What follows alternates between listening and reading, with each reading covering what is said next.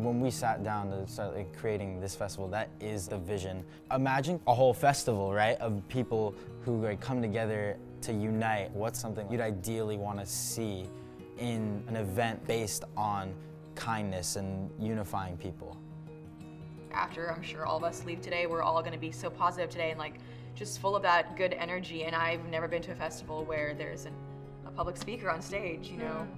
So I think that would really inspire and motivate a lot of people there. Stay tuned. Going off the mental health thing, you could write a letter to whoever, just anyone, and tell your stories, and then or create a piece of art. Like a wall, like a big wall. Yeah. And then someone gets it, goes, oh. Also, stay tuned. I personally love it when I'm in a group like this, or just in a big group setting, and there's a sound bath, and everyone can kind of get on the same frequency. But when I've gone to church, they always, at some point, everyone's like, turn to the person next to you, give them a hug, give them a handshake. To the environment, I would like to see a music festival really take that on, maybe giving out biodegradable, reusable, maybe even souvenir cups, and having free water refill stations. That's a You can big hit up problem. Bill Gates. He has these toilets now that you poop in and it turns into energy. The poop turns into energy.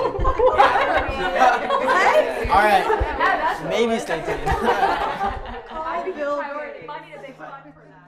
What kind of effect do you think that negativity has on social media and the internet? It was really hard for me to continue being kind because I kept getting stepped on and people weren't really helping me out, and I just kind of felt sick of doing that for them. So I think it's just so important to continue spreading kindness because you never know the good people that will see that and appreciate it. I used to model, so there's so much fake kindness in the industry, but it doesn't, you have to still be authentic and true to yourself and know that it will make you so much happier at the end of the day to know that you didn't manipulate anyone, you were a great person.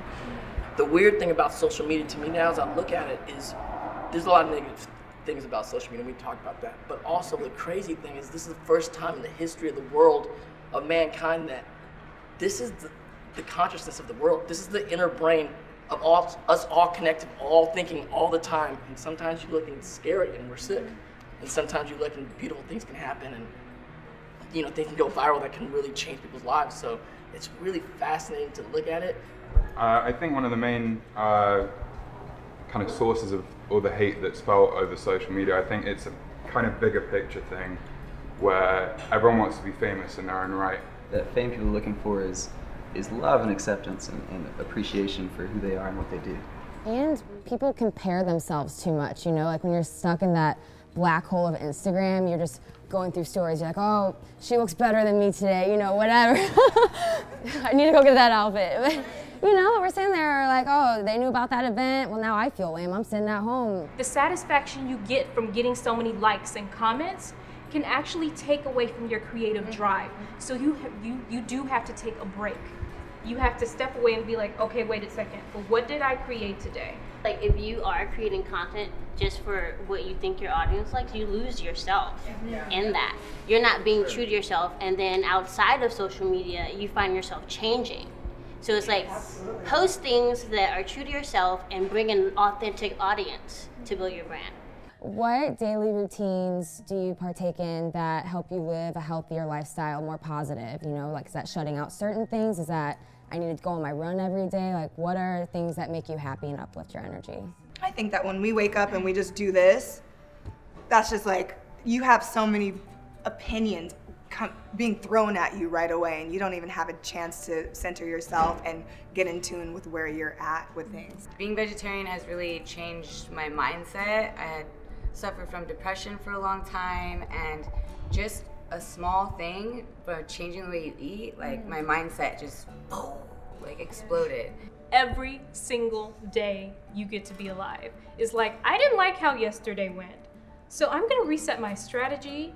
I'm gonna remind myself of my goals.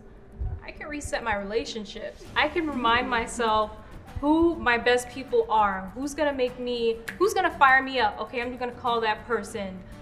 I can just reset everything. I have my limbs, I have my senses, I'm here and we have to go and live our dreams for those who cannot. People literally who don't have the mental capacity or they're disabled or for whatever reason. Life doesn't necessarily owe you anything, so we give a meeting and trying to just be grateful. I think a big thing too I think both of you have said this, but making a gratitude list every day is same page. The great thing about America is the great middle class. The bad thing about middle class is we actually have no more problems, real problems. When you travel the world and you see kids that are hungry or need shelter, you're like, these are actual real problems. And I've been caught up too, where I'm like, I'm so upset because I've been to 3 places to get those shoes that were over there. I'm like, these are not real problems. If you could like kind of step out and play God for a second, what would you change? You have to replace that with forgiveness, I think. It's like when you forgive people and you kind of just understand like you have differences, then I feel like it's easier to be kind to that person. You can just move forward.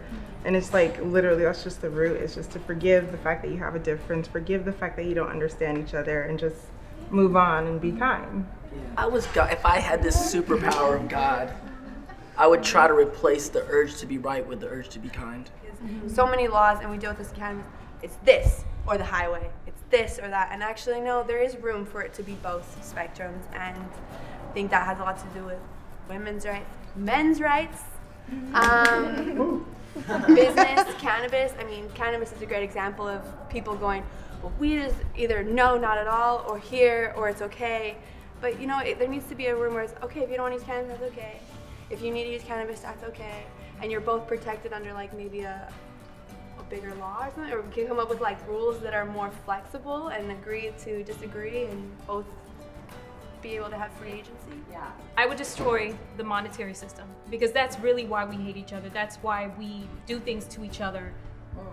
Like, take away that, the earth gives everything free. Yeah. Everything free. Everything you need, planet Earth just gives freely. But one thing that I'd like fully love to see would just be like some kind of alien race to come down and be like, you guys are stupid. You're like the planet, stop separating yourselves, just you're humans, deal with it. There's problems all around us and some are bigger than others, but some people hide that and that's when it becomes unhealthy, when you hide it because you have this negative stigma about being seen as crazy or unfit for society.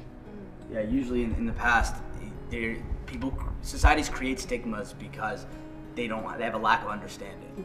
So they don't understand why this is happening, so they label it and they just discard it as being bad, as opposed to asking the tough questions as to, you know, why is it bad? You know, what are the root issues? So I'm an addict and I've suffered depression, anxiety my whole life. Growing up, I never got along with my parents at all. There was a huge culture barrier. They spoke Chinese, like we just never saw eye to eye. And they literally didn't understand what depression or mental health was because it just wasn't accepted in Chinese culture. Like, they would literally be like, it's all in your mind. Like they literally didn't get it, and it would make me cry. I'm like, you know, like, they would support me and fund me, like, with recovery and therapy and whatnot, but, like, it just wasn't a thing in China. Like, they just literally didn't understand what that was, and it's so prevalent in America. Something that really helped me get out of, like, this shit like decisions was just educating myself and reading and learning and just learning about psychology and just humans, how they react, what makes them react in a certain way, and just spiritual awakening and just being more aware of what's going on. If I could just enforce something in the planet is that everyone like gets like these books and read and just learn and get to know more about what's going on in this planet.